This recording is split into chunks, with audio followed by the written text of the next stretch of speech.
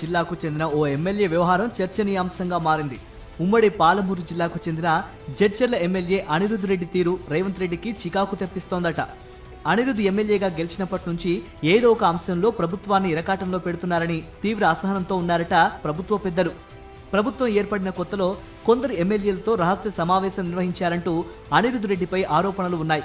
ఆ తర్వాత కొద్ది రోజులకు మంత్రి పొంగులేటి శ్రీనివాస్ రెడ్డిపై ఇండైరెక్ట్ గా చేసిన విమర్శలు కాంగ్రెస్ పార్టీలో కలకలం రేగింది.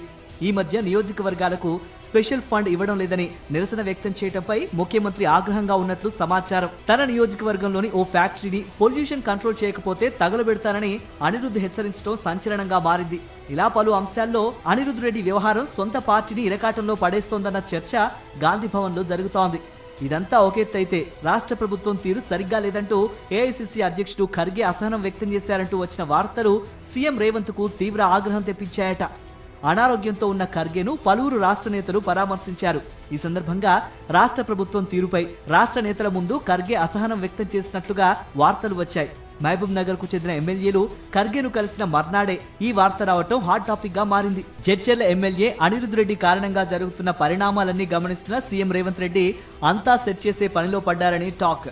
2 రోజుల క్రితం ఉమ్మడి పాలమూరుకు చెందిన కాంగ్రెస్ ఎమ్మెల్యేలు అనిరుద్ రెడ్డికి సన్నిహితులైన రాజేష్ రెడ్డి, మధుసూదన్ రెడ్డిలను సీఎం పిలిపించుకుని సుతిమెత్తగా వార్నింగ్ ఇచ్చారట. అనిరుద్ రెడ్డి తీరు మార్చుకోమని చెప్పండని ఆదేశించారట.